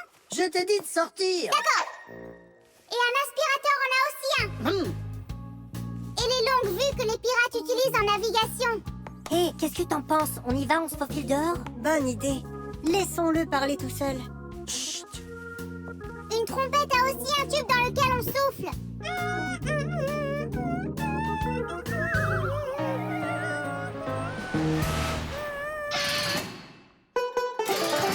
Nulik est mon petit frère. Il ignore encore beaucoup de choses, mais cela ne l'empêche pas de s'impliquer, même quand il ne devrait sûrement pas. Malheureusement, cela peut lui causer des ennuis, alors moi ou mes parents sommes obligés de le sauver de temps en temps. Non, je n'appellerai pas Nulik un perturbateur, il est juste un peu curieux. C'est pourquoi il a enfreint la règle fixe numéro 1, se cacher des humains. Nulik est le premier à être devenu amie avec Tom Thomas. Eh bien, j'étais là aussi, mais c'est Nulik qui a commencé. En fait, d'abord c'était Grampus. Il y a de nombreuses années, il est devenu ami avec le professeur Eugenius. Et après cela, le professeur nous a laissé faire notre école dans son laboratoire. Donc il s'avère que Nulik est tout comme son grand-père.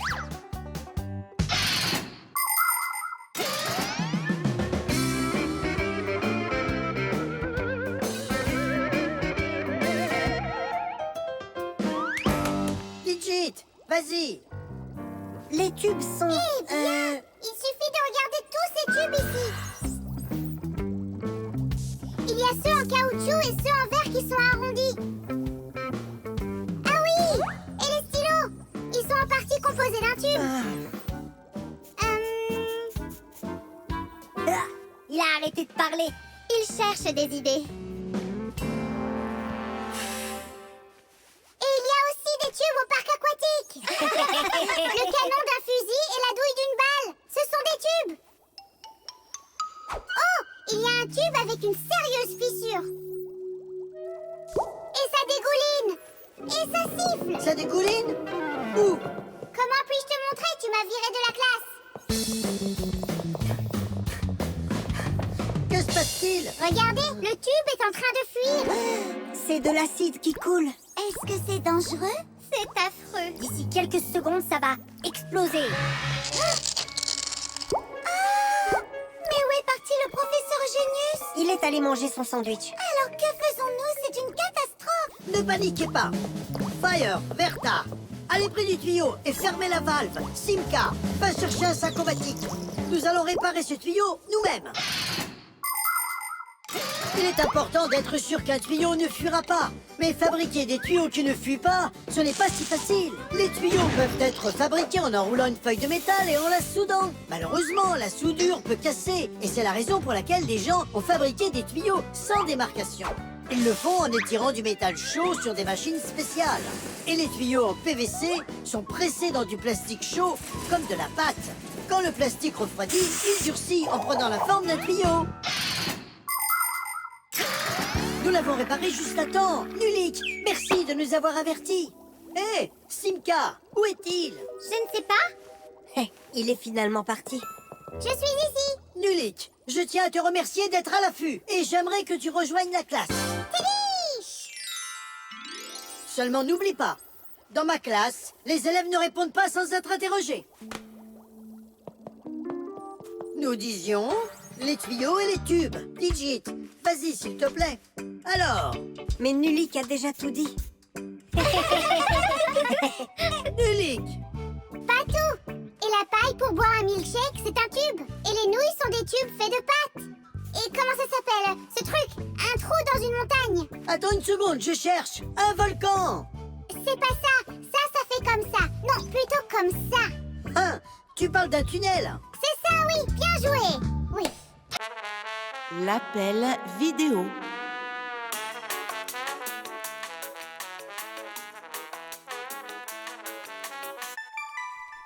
Allume tout de suite ta caméra. C'est moi, Simka.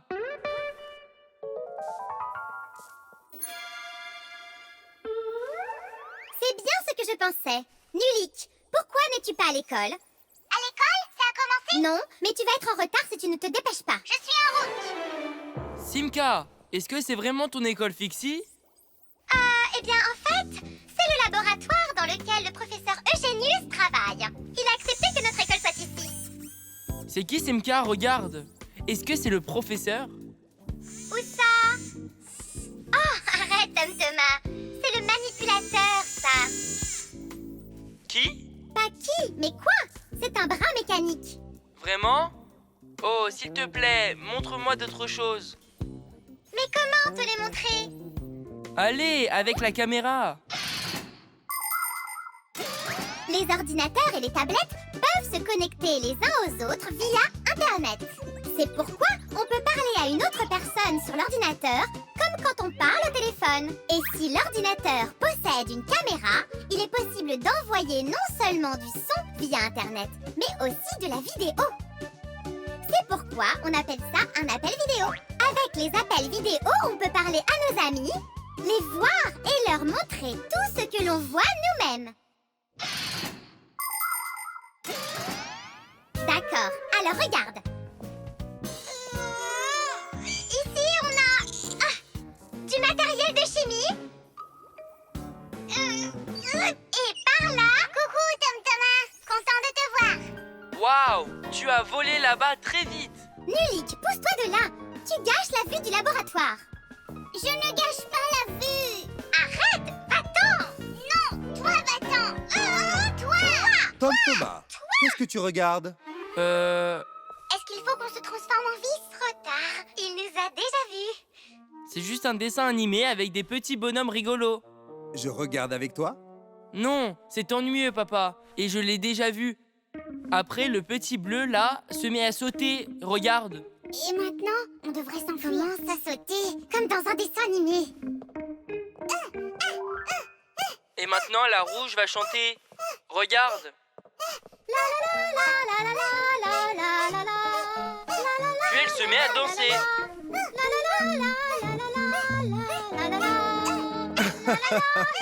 Ils sont vraiment rigolos. Et là, ils vont très très vite. C'était très drôle. Il faut que j'y aille. C'est bon, vous pouvez vous reposer. Mon père est parti. Je t'aurai, Tom Thomas. Qu'est-ce que vous faites par ici, hein? On regarde un film. Mais pourquoi sur mon ordinateur? Désolé, professeur. Oui, vous nous pardonnerez? Il est comment ce film, bien? C'est un film très drôle. Vraiment? Oui, vous voyez ce garçon-là? Il va se mettre à agiter ses bras dans tous les sens. Il imite aussi le coq. Cocorico! Et maintenant, le garçon va mâcher du papier.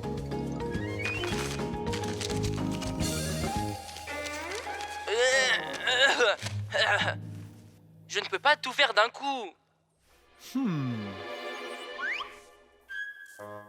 Un film. C'est bien ce qu'on regarde, n'est-ce pas?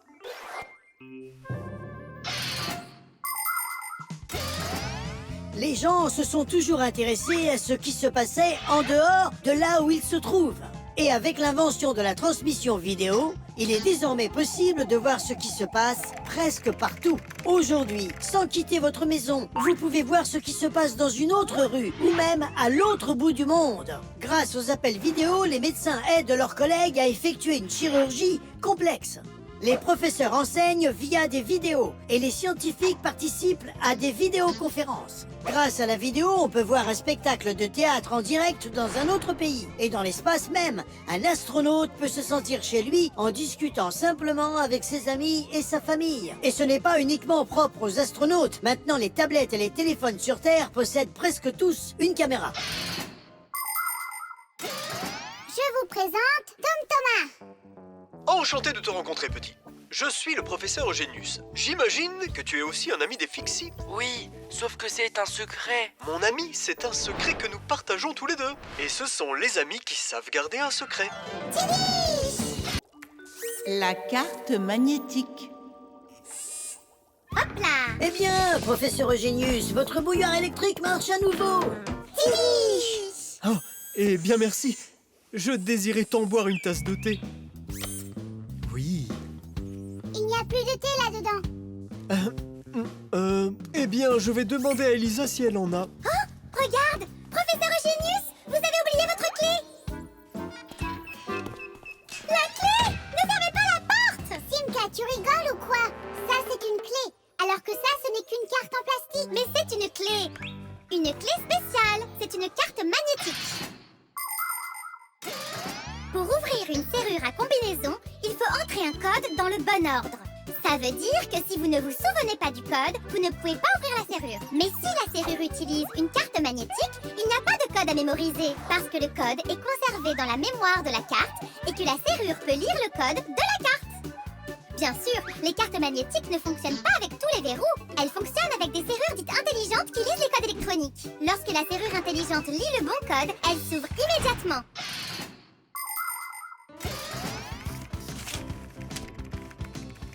Elisa, est-ce que nous avons du thé par ici? Bien sûr, professeur Eugenius. Oh, merveilleux. Alors j'en prends un sachet. Oh, j'ai oublié ma clé dans le laboratoire. Puis-je emprunter la vôtre? Seulement, n'oubliez pas de me la rendre. Bien sûr que je vous la rendrai. Quand même, Elisa.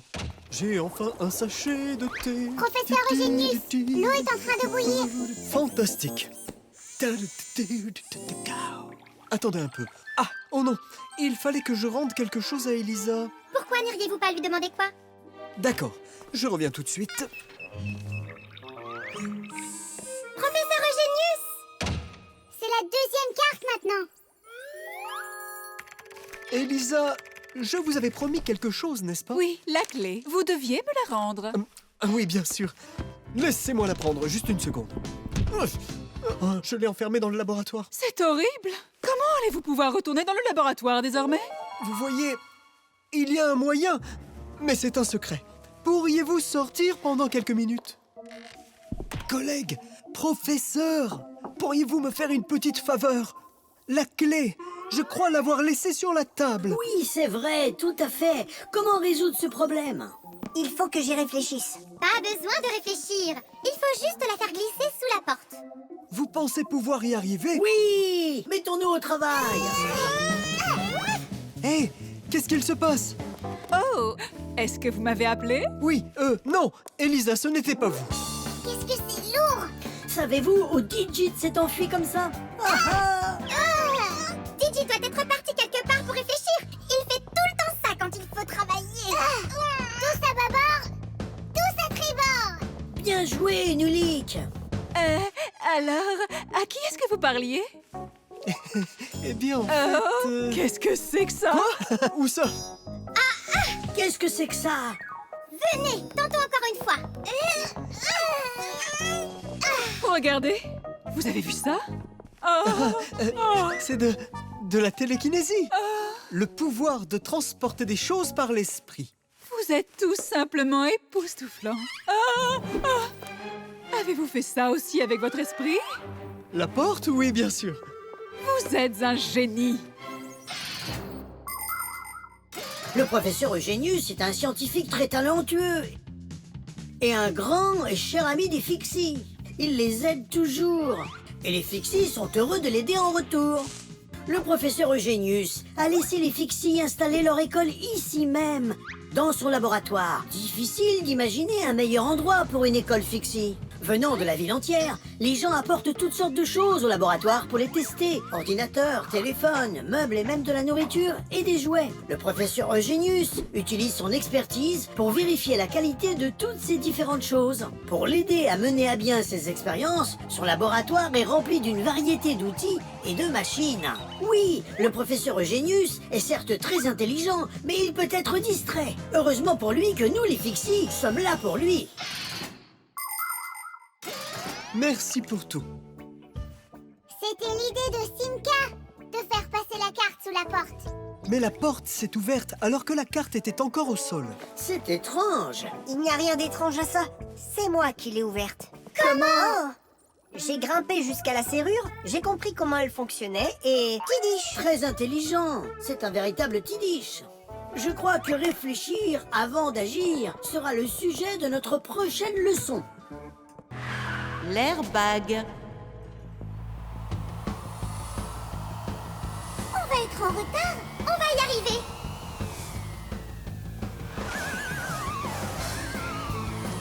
Wow! Oh, wow! Hé, ralentis un peu! Ah! Je suis un super pilote de course!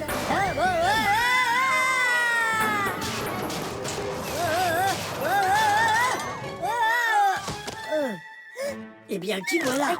Encore Fire qui risque sa vie. Les super pilotes de course comme moi peuvent se fier à la chance. Tu sais, Fire, c'est bête de se fier à sa chance. Tu ferais mieux de te concentrer sur la sécurité plutôt.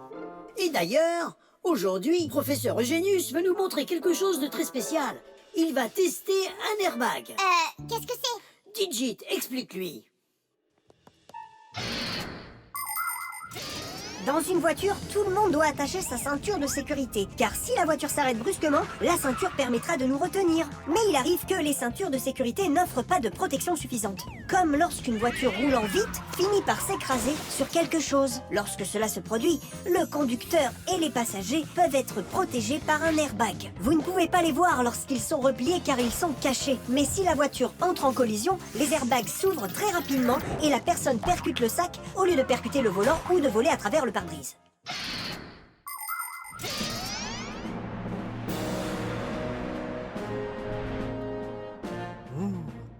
Et c'est parti! Et une fois encore, quand il faut essayer quelque chose de dangereux, le professeur Eugénius le teste lui-même. Mais Grampus, tu n'as pas peur qu'il ne se gonfle pas d'air? Ne t'inquiète pas pour l'air. Et 3, et 2, et 1.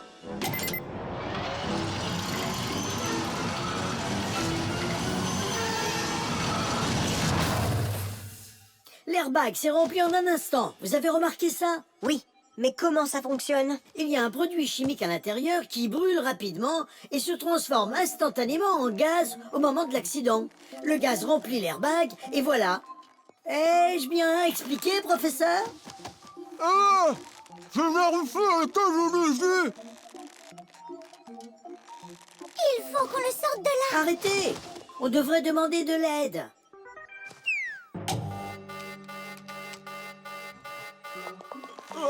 Professeur, avez-vous besoin d'aide? Tirez sur le levier! Non!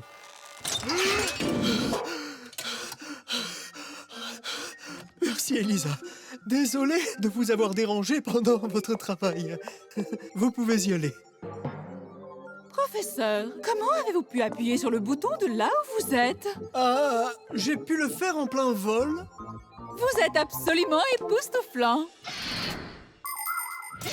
En voiture, pour assurer la sécurité des jeunes enfants, il faut les attacher avec une ceinture de sécurité faisant partie d'un siège auto spécial. Mais les enfants doivent aussi faire attention en faisant du vélo, du skateboard, du roller ou de la trottinette. Tout d'abord, il est préférable de rester à l'écart des routes où il y a trop de trafic. Ensuite, mettez votre équipement de protection pour vos bras et vos jambes. Portez des coudières, des gants et des genouillères et portez un casque pour votre tête. Comme ça, si vous tombez, vous ne serez pas gravement blessé. Et enfin, assurez-vous que les gens puissent vous voir. Si vous roulez le soir, vos vêtements et votre vélo doivent être munis de réflecteurs de sécurité. Ils permettent aux conducteurs de voir où vous êtes en réfléchissant la lumière de leurs phares sur eux. N'oubliez pas, mieux vaut prévenir que guérir. C'est parti. J'espère que cette fois ça ira. Est-ce qu'il ne vaudrait pas mieux appeler tout de suite son assistante au cas où? Attendons de voir. À vos marques, prêts, partez! Grampus, il faut lui porter secours. Pas besoin. J'ai modifié quelque chose. Désormais, le sac se gonfle automatiquement, mais il se dégonfle automatiquement aussi. Splendide! Et comme vous le dites, vous les fixez. Tidiche! La leçon du jour est terminée. Hurrah! Venez! Où est mon fixie-board? J'ai ton fixie-board, Fire. Le voilà. Je l'ai juste équipé d'un airbag. Vraiment? Ah! Et pourquoi? Vous savez que je suis un super pilote de course. Regardez! Wouhou! C'est pour ça que je l'ai installé. Les super pilotes de course n'ont pas besoin d'airbag. On n'en a jamais, jamais, jamais, jamais. Attention!